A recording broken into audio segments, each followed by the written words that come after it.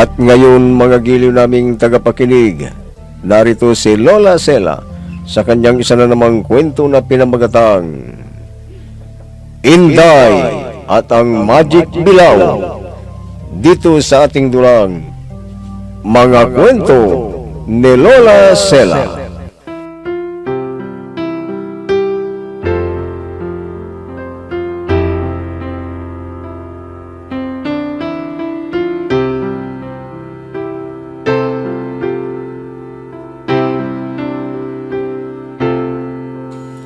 Magandang araw sa iyong lahat, baga apo.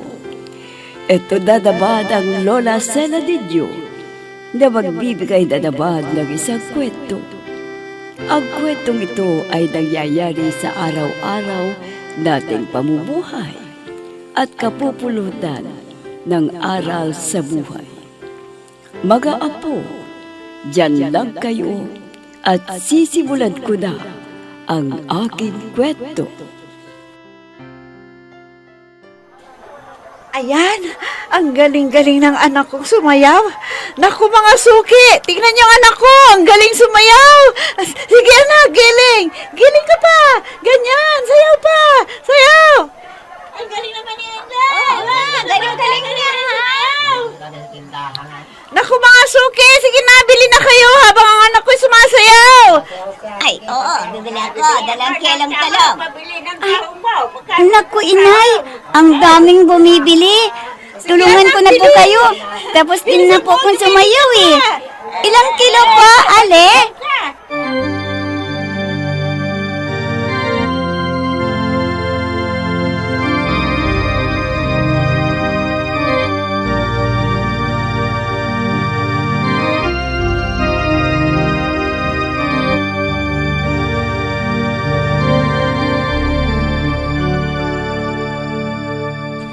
Visit ang mag-inang yan. Malulugi ako sa sistemang ito. Siya may tagasayaw ng anak niya. Kaya yun, lahat ata ng bumibili nasa kanya. May araw din kayo. Tingnan ko lang kung hanggang kailan kayo dito sa tindahan mo. Mapapa sa akin din ang palengke na ito. Papalisin ko kayong mag-ina. Visit!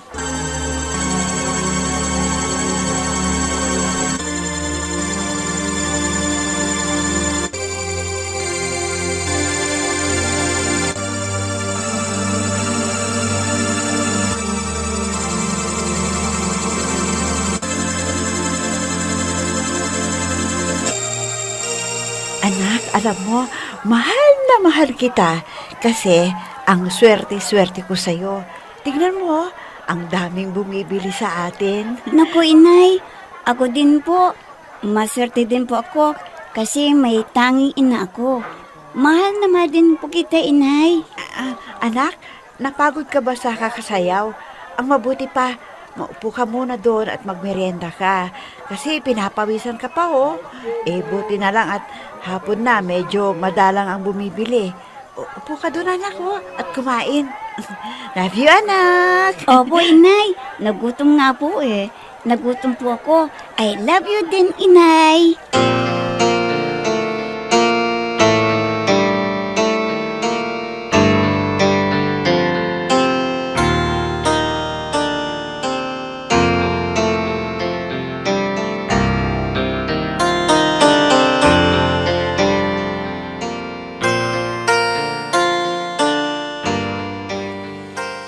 Sabi ko nang di ako singaw eh. Ayan, masasabunutan kita talaga. Aray ko! Anak ka sa buho! Singaw ka! Wala kang tatay! Bakit hindi mo tanungin ang nanay mo? Kasi wala kang tatay talaga eh! Kaya singaw ka! Wala kang tatay! Sabi ko lang, di ako anak sa buhay. Di ako singaw. Kaya sabunutan din kita. Ayan! Ayan! Aray ko! Bakit ka nakikipag-away na? Tama na yan! Tama na! Kasi, Nay, sinabihan niya ako ng singaw. Wala akong ama. Anak ako raw sa buho. Naku, anak, huwag mo nang patulan ang batang yan. Ayan tuloy, oh. Nakipag-away ka pa. Alika na, umuwi na tayo. Huwag mo na silang pansinin. Uy, Ay, nako. Alam mo, Inday, mayroon kang tatay, pero iniwan kayo. Anak ko, anak. Halika na. Halika na. Huwag mo nang patulan yan. Ay, naku, Inday. Hindi ka singaw. Anak ka sa pagkadalaga ng nanay mong kirengkeng. Hoy, hoy, hoy. Bawiin mo ang sinabi mo. Bawiin mo! Ay, sorry. Nadulas ang dila ko. Pero, totoo. Ay, hindi ka pala kirengking. Isa ka palang haliparot. Aba, ganun ba? Diyan ka lang, anak, ha? Halika, halika, Gurya. Dito, anong sinabi mo? Ha? Ulitin mo! Ang bitiwan mo buhok ko! Talaga naman totoo, haliparot ka eh! Aray ko! Bitiwan mo buhok ko! Mas haliparot ka! Aray ko! Bitiwan mo Sasabunutan buhok ko ko! buhok mo! Kakalbuhin talaga kita! Pati ang uso mo ganitong dapat! Bitiwan mo buhok ko! Itong kamote, ha? Ilalagay ko dyan sa bunganga mo para tumigil ka! Karong!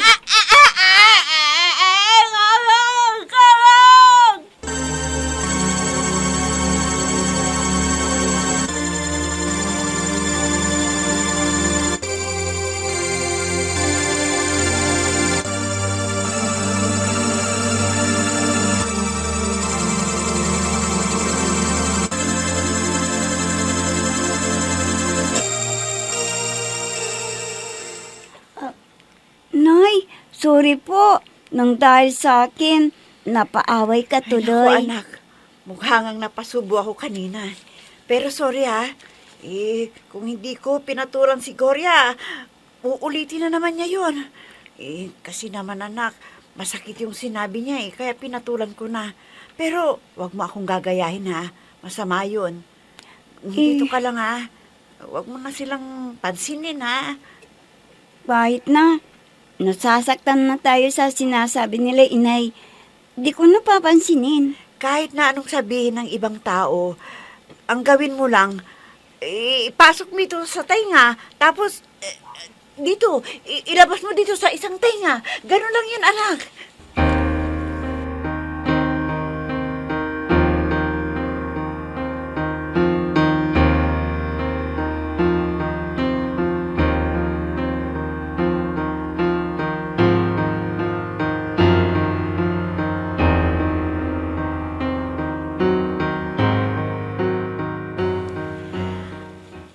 Ang importante, anak, hindi tayo nag-aapak ng ibang tao. Hayaan mo nga ang mga tao dyan dahil wala silang alam sa tunay na buhay natin. Basta maayos ang pamumuhay natin, wala tayong nilolokong tao, wala tayong inaapakan. Paano? Pag masakit na di na tayo lalaban, ganon, inay? Alam mo, ang taong inaapak-apakan ang pagkatao, pinagpapala ng Diyos yan.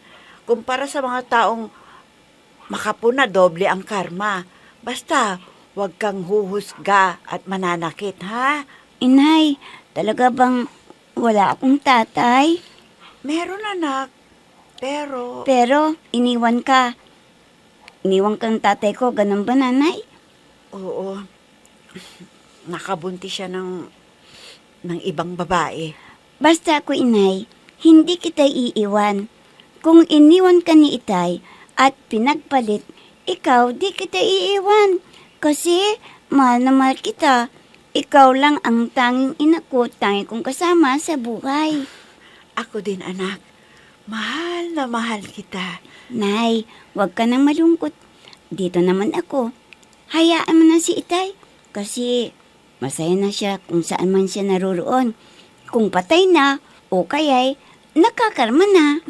Ikaw talaga, kahit ganun pa man, anak, ipagdasal natin ang ama mo na okay siya. Huwag kang magtanim ng sama ng loob sa iyong ama, kahit pinapabayaan niya tayo. Sanay naman tayo sa hirap. Sanay tayo na dalawa lang tayong nabubuhay. Ayan mo ng mga tao. Ganun talaga sila.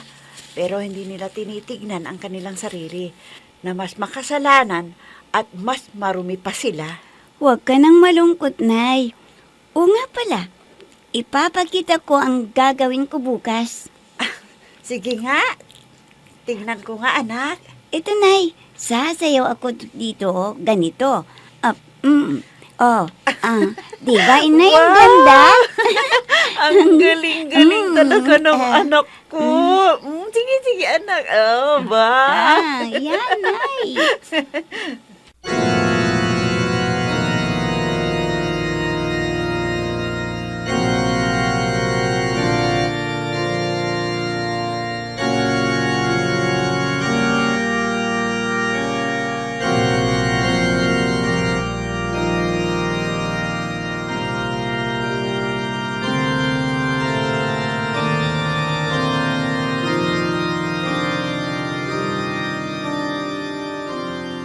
Nay, wag na kaya akong sumayaw ngayon para naman may mabenta si Aling Korea.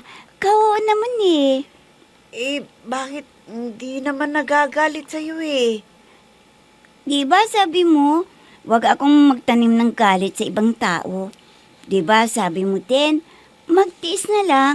Dahil sa mga taong matiisin ay may binibigay, may biyaya, ganon. Ang bait talaga ng anak ko. Hindi marunong magtanim ng galit sa ibang tao.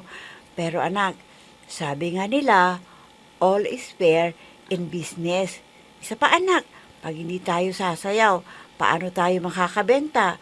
At paano naman kita mapagpaaral? Sige nga. Bakit? Kaya mo bang papag-aralin ang anak mo sa pagbebenta lang ng kangkong at talbos ng kamote? Ha? Ikaw ba yan? Gloria? Excuse me, Glory ang pangalan ko, hindi na Gloria. Doña Glory ang pangalan ko, and this is my husband. Oh, my darling, take it easy, my dear. At ikaw, alam mo ba na nabili na namin ang buong palengke? At gagawin naming supermarket yan. Kaya mag-last din na kayo. Ipaubos nyo ang lahat ng paninda nyo dito. Kasi, ipapasara ko na at ipapabulldozer ko na to. Last day na ninyo ito. Kasi bukas, pupulutin na kayo sa kangkungan. Naintindihan ninyo? Oh, my darling. My love, so sweet. Oh, darling, let's go.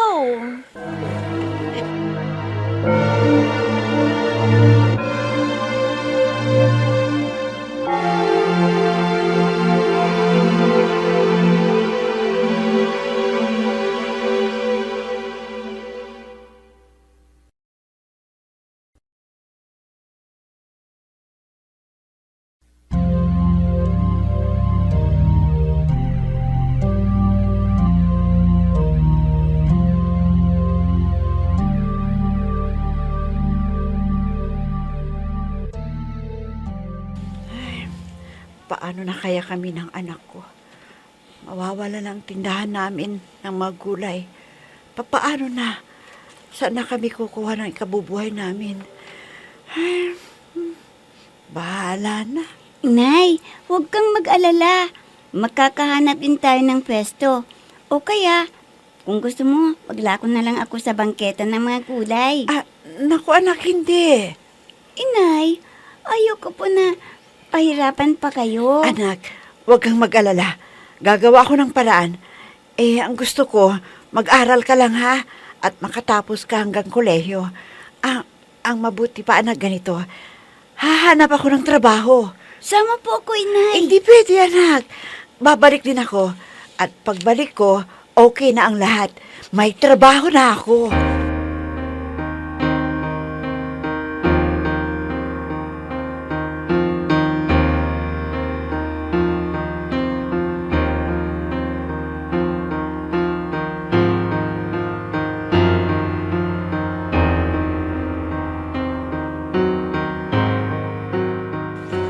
Ano anak, aalis na ako ha. Mag-ingat ka dito. Huwag kang lumabas ng bahay. Ilak mo ang pinto. Opo, Inay. Balik kayo dito, ha? Hihintayin ko po kayo. Oo anak, hahanap lang si nanay ng trabaho pansamantala. Hanggat wala pa tayong nakikitang pwesto, ito ang gagawin ko ha. Bakit naman ganun si Aling Korea? Nagkaasawa lang ng mayaman na matanda. Grabe ang ugali. Anak, hayaan mo na siya. O sige, alis na ako ha. Maghahanap ako ng mapapasukan na trabaho. Mag-ingat po kayo, Nay. Mahal na mahal ko po kayo. Ako din, anak. Mahal na mahal din kita. Kaya aalis ako para kahit paano, mabubuhay tayo. Ha?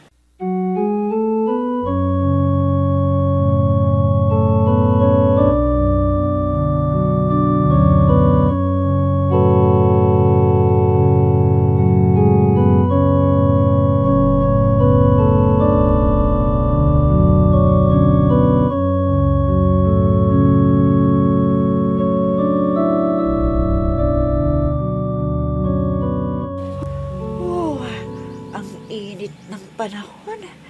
Kanina pa ako naghahanap ng mapapasukan. Wala pa akong nakikita. Ang hirap ng ganito. Pero tiis-tiis lang. Makakahanap din ako. Doon. May nakapaskil. Baka naghahanap sila ng trabador. Teka. Tatawid ako. Dahil nasa kabilang kalipa ako. May sasakyan na paparating. Mabubunggo ako! Mabubunggo ako!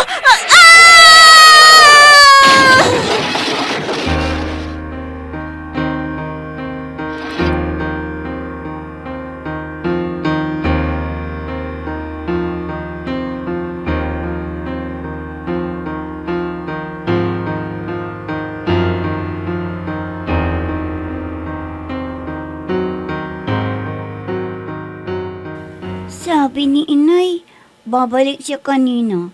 Bakit hanggang ngayon naghihintay pa ako dito sa kanya? Bakit wala pa siya? Inay, Inay, sana bumalik ka na. Balikan mo ako. Hihintayin kita. Sabi mo, pabalikan mo ako talaga at di ako iiwan. Inay, balikan mo ako dito.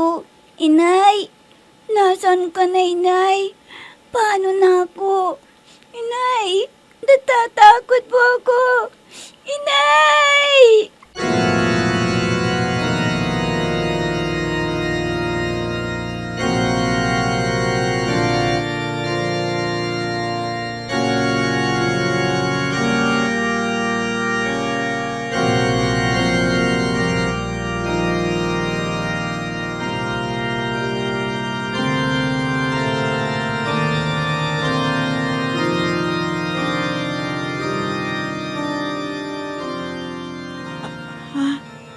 Nasaan ako?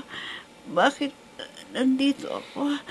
Kailangan ko na umuwi. Nagkamalay na siya. Kailangan ko na umuwi. Saan ka ba umuwi? Hindi ko alam eh. Hindi ko matandaan kung saan ako umuwi. Naku, nagkaroon ka ng amnesia. Pati pangalan mo, hindi mo matandaan. May kamag-anak ka ba? Sinong magbabayad ng mga bills mo dito? Kailangang makalabas ka na. Wala ka palang pambayad. Di bale, okay ka na.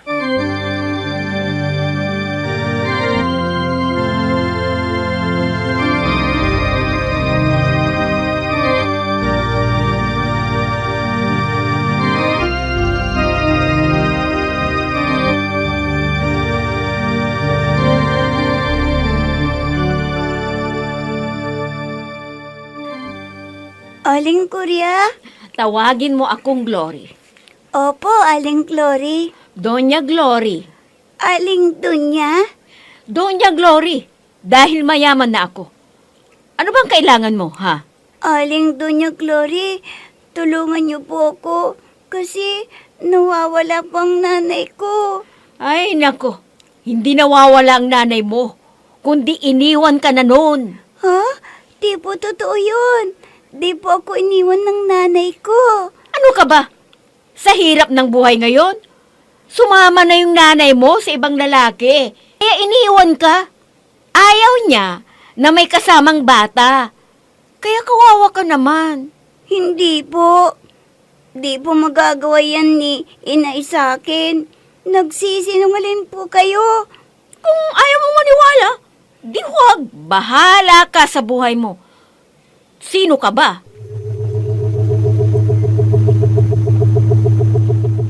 Anak, tiis ka lang ha. Dahil ang taong matiisin, pinagpapala ng Diyos at binibiyayaan ng Diyos. Aling Doña Glory, maawa na po kayo sa akin. Maawa na po kayo. Umalis ka nga sa harapan ko.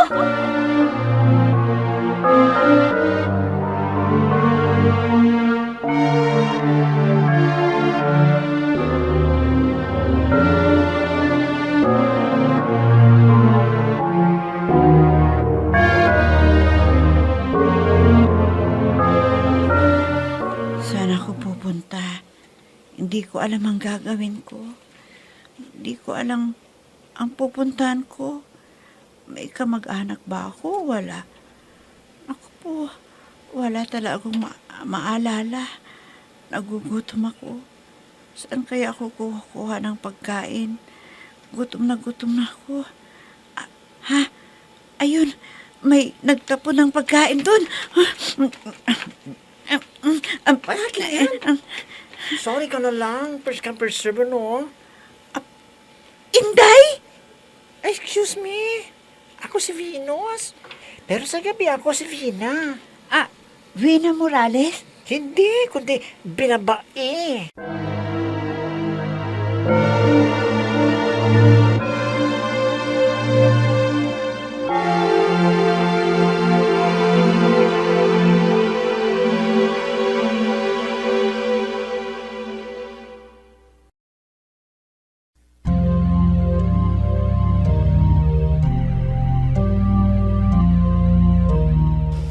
Ano kaya ang gagawin ni Inday sa pagkakataong yun?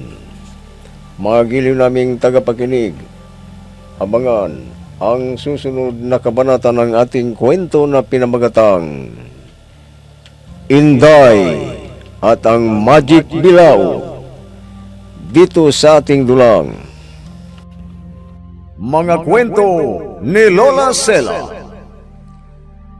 Mga nagbigay buhay sa ating dula: Myra Abrihal Narnula, Susan Malignem, Ami Diaz, Oscar Ora, Robert Di Guzman, Jun Cabato, Eva Alcoreza. Technical Supervision at Musika, Oscar Ora. Nilapatan ng tunog, Robert Di Guzman. Sa panulat at direksyon, Amos Iglesias. Mga kwento ni Lola Sela. Inihahandog ng IFRE Recording Studio para sa pambansang radyo ng Pilipinas, Bombo Radio, Philippines.